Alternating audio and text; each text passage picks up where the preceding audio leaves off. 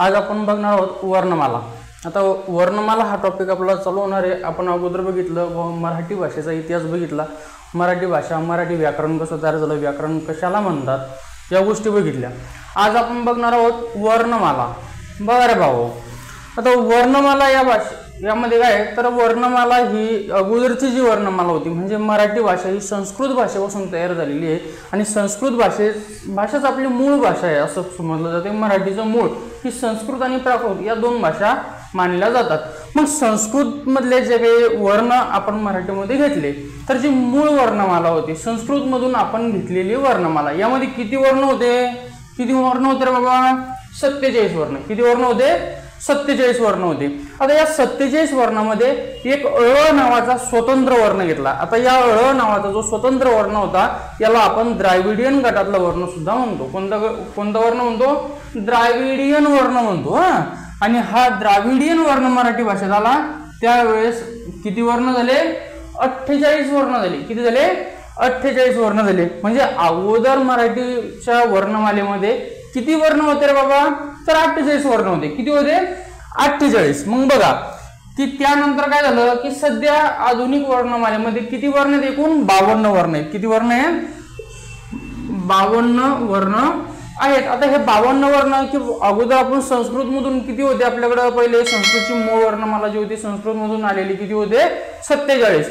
त्यामध्ये एक अ नावाचा स्वतंत्र वर्ण ऍड झाला। आता अ हा कोणत्या भाषेतून घेतला आपण? तर द्राविडियन भाषेतून घेतलेला वर्ण। कोणत्या भाषेतून? द्राविडियन। मग झाले 48।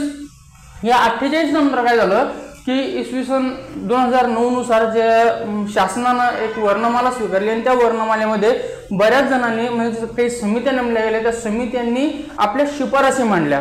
तर त्या शिफारशीनुसार 4 स्वर आणखी त्यामध्ये ऍड 2 स्वर आणि 2 संयुक्त व्यंजन त्यामध्ये ऍड झाले आणि एकूण 52 वर्णांची संख्या झाली। म्हणजे सध्या वर्णांची संख्या किती आहे आपल्या वर्णमालेमध्ये?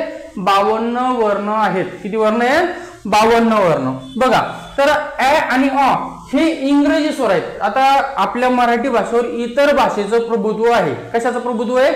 इतर भाषेचे प्रभुत्व आपल्या मराठी भाषेवर आहेत। आता मराठीचा आपण ज्यावेळेस वापर करतो त्यावेळेस आपल्या मराठी भाषेमध्ये ही इतर भाषा म्हणजे हिंदी शब्द काही ऍड असतील, इंग्रजी शब्द ऍड आहेत, कानडी शब्द सुद्धा आहेत, गुजराती शब्द सुद्धा आहेत, तर इतर भाषांचं प्रभुत्व सुद्धा आपल्या मराठी भाषेत आहे। तर त्याच कारण काय झालं की काही इंग्रजी भाषेतले जसं की बॉल बोलायचे, मग तो अ जो आहे तर हा आपल्या मराठीतला स्वरच नाहीये। मग यासाठी काय झालं की अ आणि अ हे इंग्रजी स्वर प्राध्यापक अरविंद मंगरुळकर प्राध्यापक अरविंद मंगरुळकर यांनी शिफारस केली की हे 2 इंग्रजी स्वर आपल्या मराठी वर्णमालेत असायला पाहिजे। काय आपल्या वर्णमालेत अ आणि अ हे स्वर कोण मागणी केली? अरविंद मंगरुळकर या सरांनी त्याची मागणी केली आणि हे 2 स्वर त्यामध्ये ऍड झाले। आता अगोदर काय होतं की 12 स्वर होते। किती स्वर होते? 12। आता किती स्वर आहेत? मग हे 2 ऍड झाल्यानंतर 14 स्वर आहेत। अगोदर 12 खडी लिहिली जात होती। काय लिहिलं जात होतं? 12 खडी म्हणजे 10 स्वर आणि 2 स्वरादी। आता किती खडी लिहिता जाईल? तर 16 खडी लिहिता जाईल। किती खडी आहे? 16 खडी। अगोदर 12 खडीमध्ये रु आणि लू यांचा वापर त्यामध्ये 12 खडीमध्ये केला जात नव्हता, पण आता आयोगाने दिलेलं आहे की या रु आणि लूचा सुद्धा वापर केला गेला पाहिजे आणि अ आणि अ चा सुद्धा त्यामध्ये वापर केला गेला पाहिजे। म्हणजे हे 4 त्यामध्ये एक्स्ट्रा तयार झाले म्हणून 12 + 4 = 16 खडी तयार होते। किती खडी तयार होते? आता 16 खडी। अगोदर किती खडी तयार होती? 12 खडी तयार व्हायची। आता किती खडी तयार होते? 14 खडी। यामध्ये 16 खडी तयार होते। 14 स्वर आणि 2 स्वरादी मिळून। त्यानंतर बघा क्ष आणि ज्ञ हे 2 संयुक्त व्यंजन सुद्धा त्यामध्ये ऍड केले। आता क्ष आणि ज्ञची मागणी कोणी केली व हे वर्णमालेत असावे अशी मागणी कोणी केली? तर म पा सबनीस या सरांनी केली। कोण केली? म पा सबनीस या सरांनी क्ष आणि ज्ञ हे 2 संयुक्त व्यंजन सुद्धा मराठी वर्णमालेत असायला पाहिजे याची मागणी केली। आणि त्यांनी सांगताना काय सांगितलं होतं? जर क्ष आणि ज्ञ जर क्ष आणि ज्ञ या वर्णांचा जर पाय मोडलेला असेल, काय असेल? पाय मोडलेला असेल। हे बघा असा जर त्याचा पाय मोडलेला असेल तर त्याला काय म्हणायचं? संयुक्त व्यंजन म्हणायचं। काय म्हणायचं त्याला? संयुक्त व्यंजन म्हणायचं। आणि जर पाय मोडलेला नसेल, काय रे बाबा? जर पाय मोडलेला नसेल तर त्यांना जोडाक्षर म्हणायचं. काय म्हणायचं? जोड अक्षर म्हणायचं. बघ रे भाऊ, काय म्हणायचं त्याला? जोडाक्षर. केव्हा म्हणायचं? हे कोणी सांगितलं? सबनीस सरांनी. काय सांगितलं? जर क्ष आणि ज्ञाचा जर पाय मोडलेला असेल, जर पाय मोडला तर काय म्हणायचं? संयुक्त व्यंजन. काय म्हणायचं? संयुक्त व्यंजन. आणि जर पाय मोडलेला नसेल म्हणजे त्यामध्ये अ हा स्वर जर त्यामध्ये कुठलाही अ आ इ कोणतेही त्यामध्ये स्वर असेल म्हणजे पाय मोडलेला नसतो त्याचा, मग पाय मोडले नसेल तर काय म्हणायचं? जोड अक्षर म्हणायचं. काय म्हणायचं? जोड अक्षर म्हणायचं. आता या वर्णमाला. एकूण वर्णमालेत किती वर्ण आहेत? 52 वर्ण. किती वर्ण आहेत? 52 वर्ण. आता 52 वर्ण याचं डिव्हायडेशन केलं 4 गटामध्ये. किती गटात केलं? 4 गट. आता पहिला गट आहे बघा स्वर. काय आहे? स्वर. मग एकूण स्वर किती? 14. किती स्वर आहे? 14. किती स्वर आहे? 14 स्वर आहे. त्यानंतर दुसरा गट पाडला स्वरादी. स्वरादी एकूण किती आहेत? 2. त्यानंतर व्यंजन दिले गेले. व्यंजन एकूण किती आहेत? 34. आणि संयुक्त व्यंजन दिले गेले. संयुक्त व्यंजन किती आहेत? 2. आता अगोदर काय झालं की हे जे दोन क्ष आणि ज्ञ ज्यावेळेस मागणी करण्यात आली, मागणी मान्य झाली, त्यावेळेस हे एकत्र आपण व्यंजन किती मानत होतो? 36 व्यंजन मानत होतो. परंतु या सबनीस सरांनी काय केलं? यांना संयुक्त व्यंजन म्हणून वेगळा दर्जा दिला. मग त्यांनी काय सांगितलं की बाबा वर्णमालेमध्ये या क्ष आणि ज्ञाला की या दोन कारणामुळे की जर त्याचा पाय मोडलेला असेल तर त्याला संयुक्त व्यंजन म्हणायचं आणि जर पाय मोडलेला नसेल तर त्याला जोडाक्षर म्हणायचं. या कारणानुसार यांना संयुक्त व्यंजन असा हा वेगळा भाग करून त्याचा दिलाय. म्हणून आपल्याला व्यंजन विचारलेत किती सांगायचे? 34. आणि संयुक्त व्यंजन किती? 2 आहेत. आता बघा स्वर. आता स्वर कोणकोणते आहेत? तर एकूण ते 14 स्वर आहेत. आता बघा 14 अधिक 2 16, 16 आणि 34 50 आणि 2 52. बरोबर आहे. आता बघा 14 स्वर आपल्याला बघायचे. आता 14 स्वर कोणते आहेत?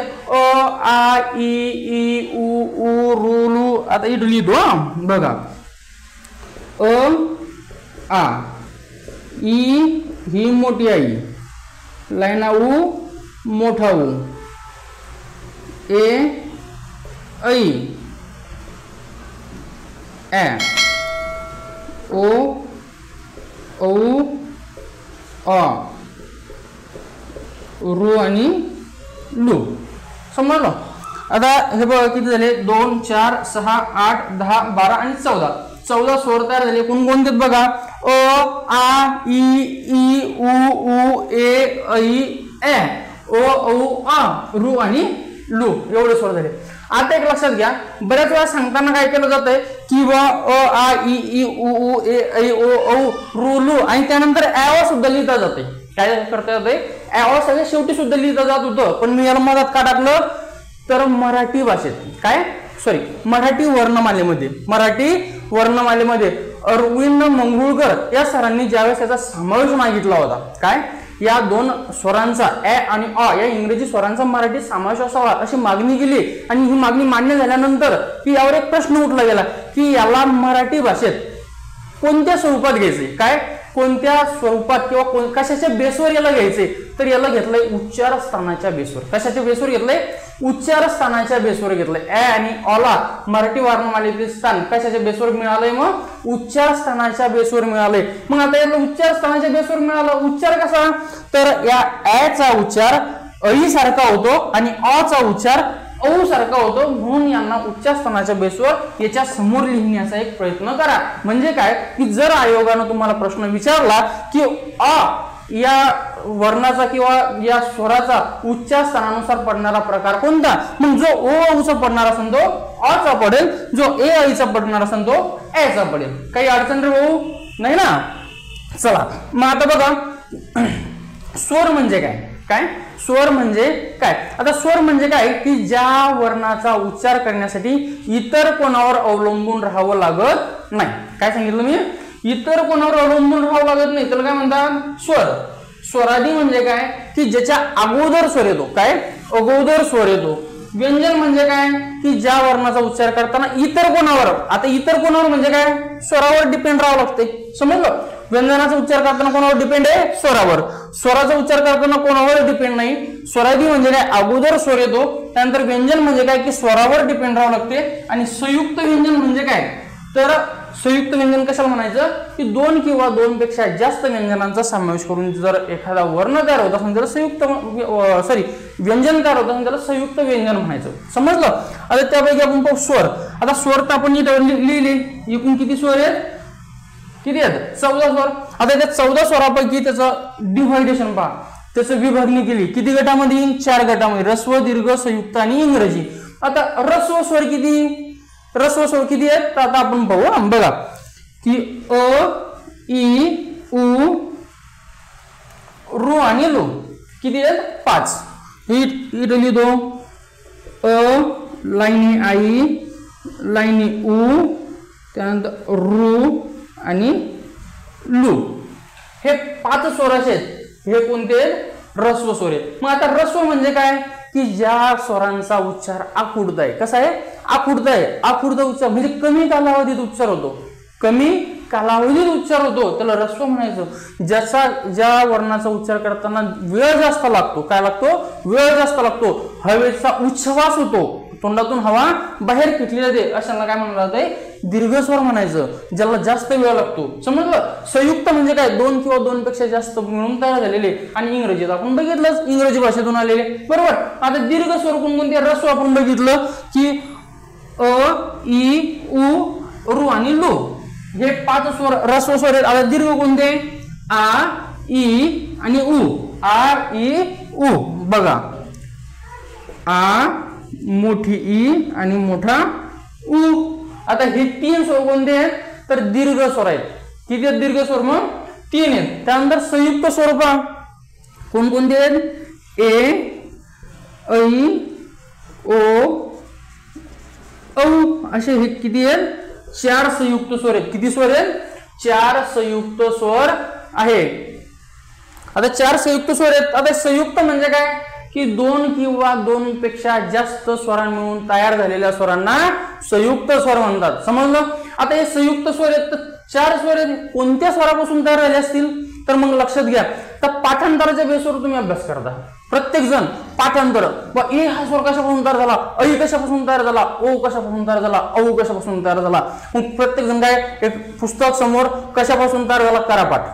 पाठ करायचं नाही, समजून घ्या काय. आता बघा औ हा स्वर कसा तयार झाला. औ या स्वराचा उच्चार करा. आता सायलेंट मोड मध्ये करा. औ तर आपण स्वर म्हणतो सायलेंट मध्ये. आऊ काय म्हणतो? आऊ, आऊ. मग आऊ म्हणताना काय काय येतं? आ अधिक उ, आऊ. काय म्हणतं? आ, आऊ, आ अधिक उ. म्हणजे आ या वर्णाच्या समोर म्हणजे आ या स्वराच्या समोर उ किंवा उ आला असेल तर काय तयार होतो? औ तयार होतो. मग या आच्या ठिकाणी फक्त काय करायचं? अ घेतलं, अ च्या समोर उ किंवा उ आला तर ओ तयार होतो. अ च्या समोर उ किंवा उ आला तर काय तयार होतो? औ तयार होतो. औ. समजलं. मग नंतर बघा ऐ कसा तयार होतो? मग ऐला सायलेंट मोड मध्ये म्हणा आई. काय होतं? आई. मग आई तयार करताना आ अधिक ई किंवा मोठा ई. आ च्या समोर ई किंवा मोठा ई जर आला असेल तर कोणता स्वर तयार होतो? ऐ तयार होतो. मग याच सारखं ए म्हणजे काय तर इथं आच्या ठिकाणी काय घ्यायचंय? अ घ्यायचं. अ अधिक ई किंवा ई काय तयार होईल? ए तयार होतो. म्हणजे हे 4 संयुक्त स्वर आहेत. कसे तयार झाले समजले? ए कसा तयार झाला म्हणजे याच्यानुसार खालून घ्यायचं वरती तुम्हाला. आऊ, आऊच सायलेंट मध्ये उच्चार करायचा. आऊ काय? आऊ. मग आ अधिक उ, आऊ. मग आच्या ठिकाणी अ घेतला तर काय तयार होतो? ओ तयार होतो. आई म्हणताना काय होतं? आई. काय? आई. मग यामध्ये आ च्या समोर ई किंवा ई आला तर ऐ तयार होतो. मग आच्या ऐवजी काय घ्यायचा? अ घ्यायचा. मग तुमचे हे 4 कसे तयार होतं समजलं. आता याला पाठ नाही करायचं. काय सांगितलं मी? पाठ करायचं नाही. लक्षात ठेवा मी कसं सांगतो त्या पद्धतीनुसार तुम्हाला करायचंय. त्यानंतर इंग्रजी स्वर कोणते आहेत? ॲ आणि आ. कोणते आहेत? ॲ आणि आ. हे 2 इंग्रजी स्वर आहेत. कोणते आहेत? ॲ आणि आ. आणि याची मागणी कोण केली होती हे विचारलं जाईल. अरविंद मंगरुळकर सरांनी केली. कोण केली? अरविंद मंगरुळकर सरांनी केली. आणि मराठीत याला कोणत्या बेसवर घेण्यात आलंय? ॲ आणि ऑला. तर याच्या उच्चार स्थानाच्या बेसवर. कशाच्या बेसवर घेतलंय? उच्चार स्थानांच्या बेसवर घेण्यात आलेलं आहे. त्यानंतर बघू आपण व्यंजन. आता व्यंजन म्हणजे काय ती कोणावर जरी ज्या वर्णाचा उच्चार करताना ते कोणावर म्हणजे कोणावर तर स्वरावर डिपेंड आहेत, पण शेवटी स्वर ज्याच्यामध्ये मिसळला जातो त्याला व्यंजन म्हणतात. काय? शेवटी स्वर मिसळला जातो त्याला व्यंजन. तर स्वरादी दुसरा काय प्रकार पडला वर्णांचा? स्वरादी. स्वरादी म्हणजे काय? की ज्या वर्णाचा उच्चार करण्याच्या अगोदर स्वर येतो. काय तो? अगोदर स्वर येतो. मग स्वरादी किती आहेत? 2. कोणकोणत्या? अम आणि आहा. अम आणि आहा. आता अमला अनुस्वार म्हणतात. काय म्हणतात? अनुस्वार. अनु म्हणजे काय? की दुसऱ्यावर. काय? अनु म्हणजे दुसऱ्यावर. स्वर म्हणजे काय? की वरतून. मग त्यावर स्वार. अनुस्वार म्हणजे काय? मग की दुसऱ्यावर स्वार होणे. काय? दुसऱ्यावर स्वार होणे त्याला अनुस्वार म्हणतात. आणि आहाला काय म्हटलं ते? विसर्ग म्हणतात. हवा मोकळी होते तोंडातून. काय होते? हवा मोकळी होते तोंडातून. विसर्ग म्हणजे कशाचा विसर्ग होतो? विसर्ग म्हणजे सोडणे. काय सोडलं जाते? तोंडातून हवा सोडली जाते. बरोबर. मग अमचा वापर कसा होतो? अनुस्वार म्हणून होतो. अमचा वापर कसा होतो? अनुस्वार. तर आहाचा वापर काय म्हणून होतो? विसर्ग म्हणून होतो. आणि या 2 काय आहेत? स्वरादी आहेत. आणि स्वरादी म्हणजे काय? की ज्या वर्णाचा उच्चार करताना अगोदर स्वर येतो. बघा, अम म्हणताना अ अगोदर येतो, आहा म्हणताना अ अगोदर येतो. समजलं? म्हणजे अगोदर स्वर येत असेल त्याला काय म्हणायचं? स्वरादी म्हणायचं. त्यानंतर व्यंजन. बघा, व्यंजन म्हणजे काय? की ज्या वर्णाचा उच्चार करताना इतर कोणावर म्हणजे काय? स्वरावर डिपेंड राहावं लागतं. आणि व्यंजन कसं असतं? तर पाय मोडलेलं असतो. काय असते? जोपर्यंत पाय मोडत नाही तोपर्यंत ते व्यंजन नाही. समजलं? जर पाय मोडले नसेल ते अक्षर राहील. समजलं? अक्षर पाय मोडले नसेल त्यामध्ये स्वर असतो. आणि व्यंजनामध्ये स्वर सध्या मिसळलेला नसतो. पाय मोडलेला असेल तेव्हा त्याला काय म्हणायचं? व्यंजन म्हणायचं. एकूण व्यंजन किती आहेत? 34. आता ते 34 व्यंजनाचा आपण प्रकार बघू. तर पहिला प्रकार पडतो स्पर्श व्यंजन. आता स्पर्श व्यंजन मराठीमध्ये एकूण 25 आहेत. किती आहेत? 25. तर त्याचे 5 गट पडले जातात. काय म्हणतात त्याला? क, च, ट, त, प. आता या 5 गटामध्ये येणारे वर्ण बघू. क, ख, ग, घ आणि ड सारखा न. याला ङ म्हणतात. काय म्हणायचं त्याला? ङ. काय? वाङ्मय मध्ये आपण त्याला ग सारखा उच्चार करतो ना, वाङ्मय. बरोबर. तर ङ असं त्याचं प्रोनाउन्सिएशन आहे. समजलं? तर तसंही त्याला आपण न सुद्धा तुम्ही म्हणू शकता किंवा ड सारखा न म्हणा. तुम्हाला समजणं गरजेचं आहे. समजलं? तुम्हाला बोलणं गरजेचं नाही, समजणं गरजेचं आहे. बघा, क, ख, ग, घ, ड सारखा न म्हणा, पण प्रोनाउन्सिएशन कसं आहे त्याचं? ङ. काय? ङ. ग सारखं वाङ्मय. त्यानंतर च, छ, ज, झ. आता इथं त्र सारखा न. काय आहे? त्र सारखा न. आता याला नच म्हणायचं. याचं प्रोनाउन्सिएशन काय? न. पण आपल्याला समजण्यासाठी आपण काय करायचं? त्र सारखा न. त्यानंतर ट, थ, ड, ढ मोठा न. काय? त्यानंतर त, थ, द, ध, न लहाना न. न नळाचा. प, फ, ब, भ आणि म. समजलं? आता हे एकूण 25 स्पर्श व्यंजने आहेत. काय आहेत? 25 स्पर्श व्यंजने आहेत. कोणते? क, च, ट, त, प हे 5 गट पडतात. स्पर्श व्यंजनाचे गट सुद्धा विचारले 5 गट पडतात. क, च, ट, त, प 5 गटामध्ये एकूण 25. प्रत्येक गटात 5 वर्ण आहेत. तर ते 5 वर्ण कोणते? आता सगळ्याचे पाय मोडलेले आहेत. हे लक्षात घ्या.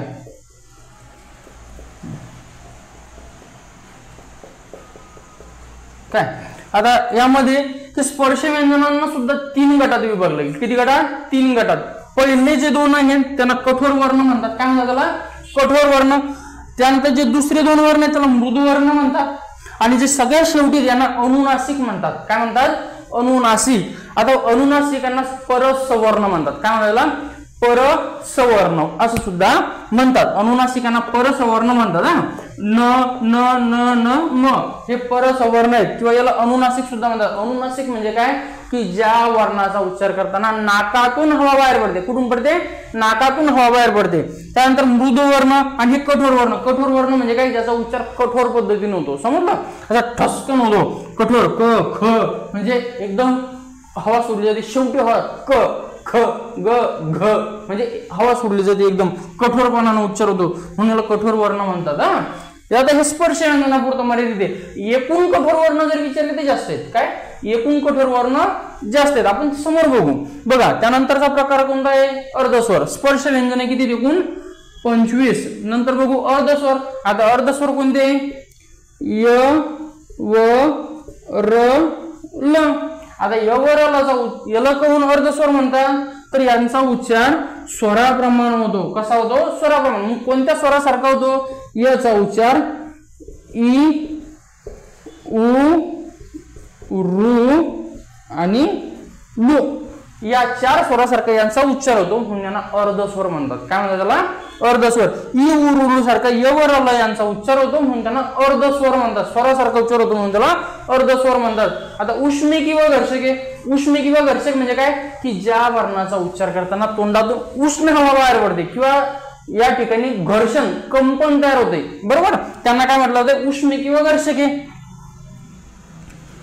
श, श आणि स. श, श, स हे 3 काय आहेत? उष्मे किंवा घर्षक आहेत. त्यानंतर महाप्राण.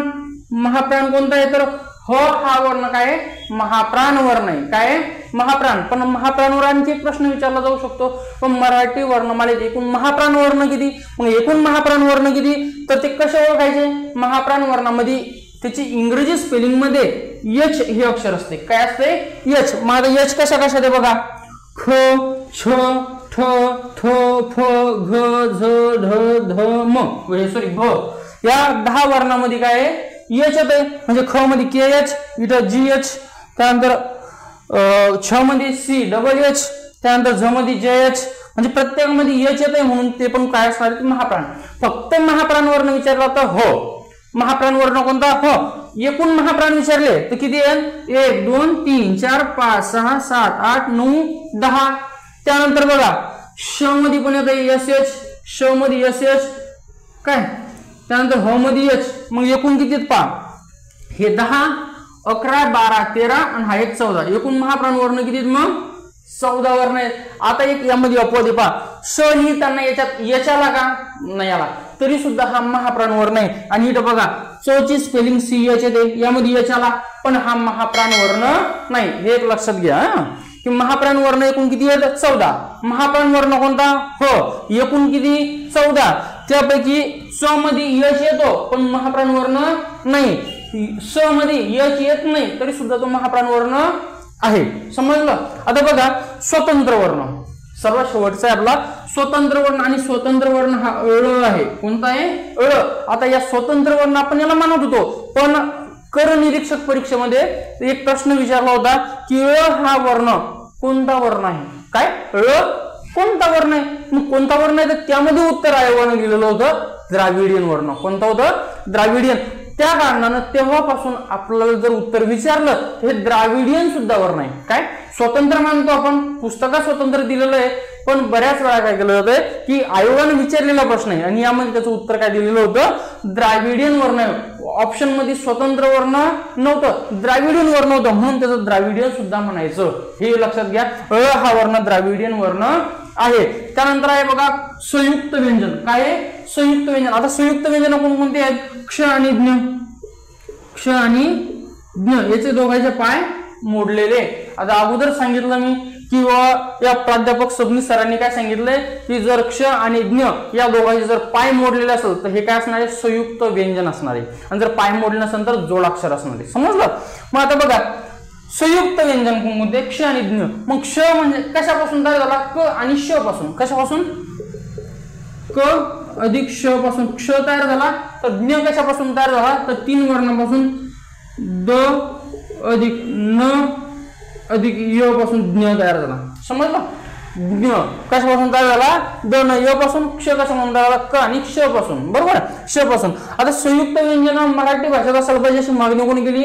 म पा सबनीस सरांनी. आणि इंग्रजी स्वर ऍ आणि अ असायला पाहिजे हे कोणी केली? प्राध्यापक अरविंद मंगरुळकर सरांनी केली. कोणी केली? प्राध्यापक अरविंद मंगरुळकर सरांनी केली.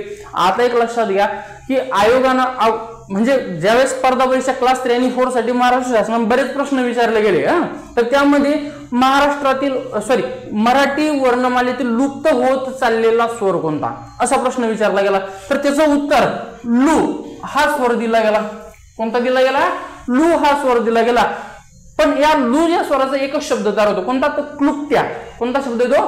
क्लुप्त्या हा शब्द तयार झाला. फक्त एकच शब्द. त्या कारणाने लुप्त होत चाललेला स्वर दिलाय. पण 2016चा एक विक्रीकर निरीक्षकचा पेपर झाला होता आणि त्या परीक्षेमध्ये एक प्रश्न विचारला होता खालीलपैकी लुप्त न होत चाललेला स्वर कोणता किंवा वर्ण कोणता, लुप्त न होत चाललेला वर्ण कोणता, आणि ऑप्शन होते लु, त्र, रु आणि आयोगाने याचं उत्तर दिलं होतं ज्ञ, म्हणजे ज्ञ हा लुप्त होत चाललेला नाही. म्हणजे याचा अर्थ काय झाला की हे 3 लुप्त होत चाललेत. काय 3 जण हे काय लुप्त होत चाललेत. तर लक्षात घ्या, अगोदर आपण फक्त लूट यालाच ठरवायचं लुप्त होत चाललेला वर्ण, पण आता किती येते 3 आहेत. आणि याचं कारण जर विचारलं तर आयोगानं विक्रीकर निरीक्षक 2016चा जो पेपर होता त्याचं उत्तर दिलेलं आहे लु, न म्हणजे त्र सारखा न आणि रु हे 3 स्वर काय आहेत तर हे लुप्त होत चाललेले आहेत. तर यामध्ये नसणारा कोणता आहे तर ज्ञ आहे.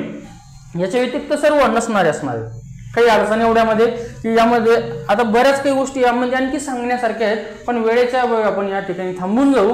आणि व्हिडिओ आवडल्यास नक्की लाईक शेअर करा, सर्वांपर्यंत आपलं लेक्चर पोहोचवा की जेणेकरून तुम्हाला दर्जेदार शिक्षण मिळेल. काय मिळेल? दर्जेदार शिक्षण. ठीक आहे, थँक्यू.